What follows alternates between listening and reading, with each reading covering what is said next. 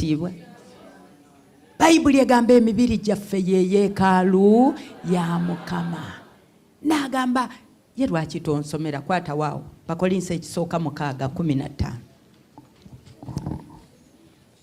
Ayenda ku mukazi talina kutegeera kubanga okutte yeekaalu ya Mukama yennyini n'ototegeera nti bw'owaayo yeekaalu ya Mukama eri obwenzi omwoyo wa Mukama tasobola kusigala mu bulamu obwo oba omugobi. Bakolinso ekisooka 15 olunyiriri essula y'omukaaga olunyiriri olw'15. 1 Corinthians chapter 6 verse 15.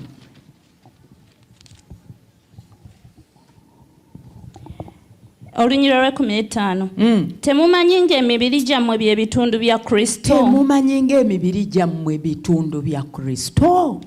Kale nzirire ng'ebitundu bya Kristo mbifuule ebitundu by'omwenzi. Nzirire ebitundu bya Kristo ate mbifuule eby'omwenzi. Kitalo. Bayibuli egambye ekitalo. Your body is the temple of God. It is so precious. Esitula someone so valuable. Tomanyi bbeeyi gy'olina kubeera ng'omubiri gwo gusitula Katonda eyatonda eggulu n'ensi. Ng'atuula mu ggwe ne mutambula ne mukola emirimu. Nabadde nnyumiza muwala wange nabadde ku nnyonyi nga nzija. Ne babaawo emboozi gye twanyumiza ne Mukama. Ne tujja nga bwe mubuuza nga bwanziramu. Nga bwe mubuuza nga bwanziramu. What a precious thing.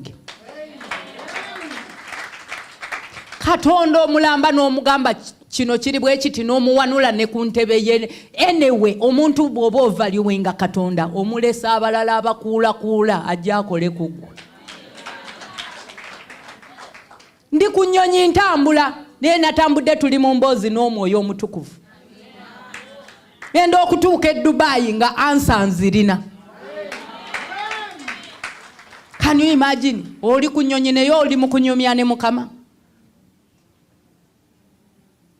Kyamuwendo kati ate n'okwata yeekaalu ya Mukama n'ogitwala mu kwetunda. Ofune bamuyitaani? Ofune diramu ya partition nga Katonda gw'ositudde asobola okukwata apartment namba n'agikukubako.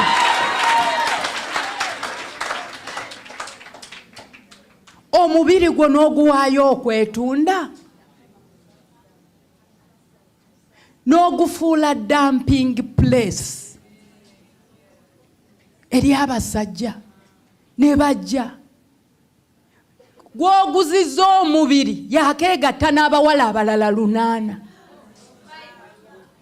Okwegatta ndagaano. Buli gwe weegatta naye sooka osome wansi awo.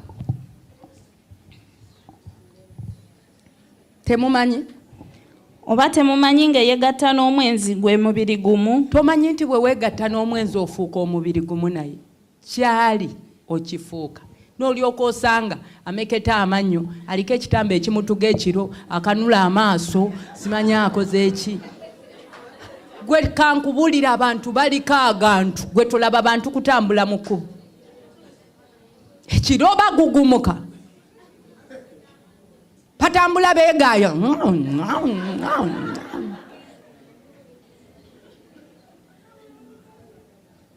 Najja n'omugamba dira mu mmeka? 2.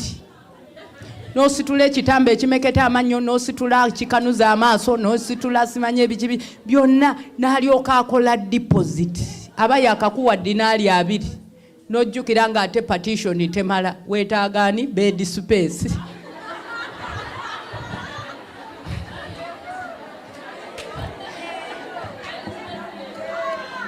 Kubanga zino ddiramu 2 si ze zigenda okumala ebizibu byo. Omuntu eyeetunda okufuna rent kubanga rent wa buli mwezi okujjako ng'ogenda gifuula project ogambe nti rent yani.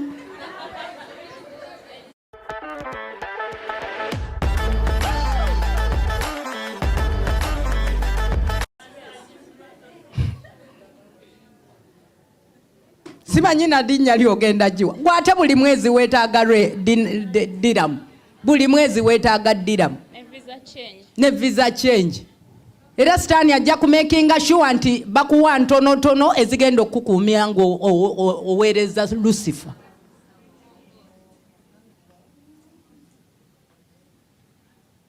Wanje tuli ffenna ab'emikwano buzimu gwa bwenzi kutuwambye kuleesa ebiwundu ku mitima gyaffe.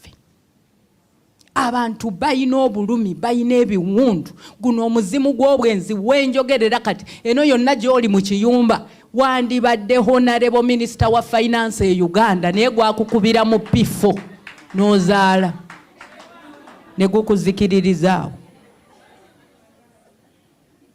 kati oli mu kiyumba.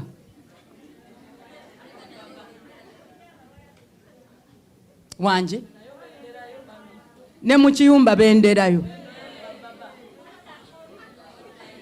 bajja batemako emigundi ng'oli mugezi leero tuwona. Wanje guno omuzimu gw'obwenzi Lucifer yennyini avudde Magombe gye gimu ku myoyo egigenda okumalawo ekkanisa mu biseera by'enkomerero mu kubikulirwa 17. Bayibuli egamba n'endaba omukazi ng'atamidde omusaayi gw'abatukuvu n'abajulirwa ba Mukama waffe Yesu. Yezeberi talina gwatya. Somawo kubikulirwa 17. Sooka osoma olusooka n'olwokubiri.